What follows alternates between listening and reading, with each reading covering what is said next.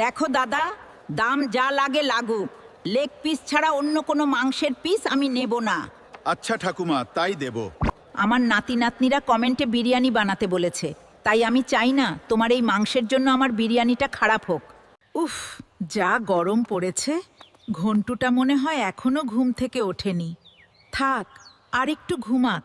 বিরিয়ানি শুরু করলাম। চালটা ভালো করে ধুয়ে 1 ঘন্টা ভিজিয়ে রাখবো। এবার মাংসটা ভালো করে ধুয়ে রাখবো। ধোয়া মাংসটা নুন আর হলুদ দিয়ে ভালো করে মাখিয়ে রাখছি। তারপর হালকা ভেজে নেব। বেশি করে পেঁয়াজ কেটে রাখছি। মাংস কষাতে লাগবে আর বেরেস্তাও বানাতে হবে।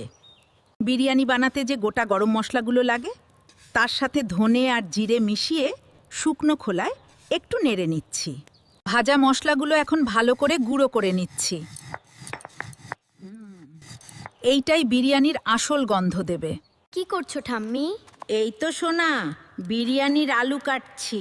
এবার একটু গরম দুধে কেশরটা ভিজিয়ে রাখবো। এটাই তো আনবে বিরিয়ানিতে আসল রং। আলুটাকে নুন হলুদ মাখিয়ে অল্প সেদ্ধ করে নিয়েছিলাম। এবার হালকা করে ভেজে নিচ্ছি। এবার মাংসটা নুন হলুদ মাখিয়ে রেখে দিয়েছিলাম, সেটাকে হালকা করে ভেজে নিচ্ছি। সব পেঁয়াজগুলো ভেজে নিচ্ছি। এর মধ্যে থেকেই হাফ পেঁয়াজ বেরেস্তার জন্য রেখে দেব। এবার এই পেঁয়াজের মধ্যে আদা রসুন বাটা দিয়ে একটু কষিয়ে নিচ্ছি। প্রথমে টমেটো কুচি দিলাম, তারপর নুন, হলুদ গুঁড়ো আর একটু লঙ্কা গুঁড়ো দিয়ে ভালো করে কষাবো। মশলাটা ভালো করে কষে নিয়েছি। এবার ভেজে রাখা মাংসগুলো দিয়ে ততক্ষণ কষাবো যতক্ষণ না তেল ছেড়ে যায়। মাংসটা একদম সুন্দর করে কষা হয়ে গেছে, এখন আমি নামিয়ে নিচ্ছি। ভিজিয়ে রাখা চালটা এবার তুলে দেব। ভাতটা 70% মতো সেদ্ধ করে নামিয়ে নিতে হবে।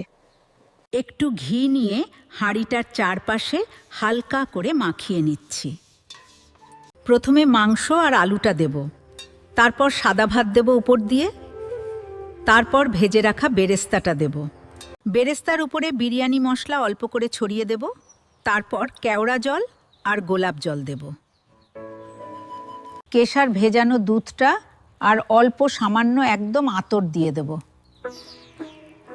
এবার হাঁড়িটা ভালো করে সিল করে দমে বসিয়ে দিচ্ছি।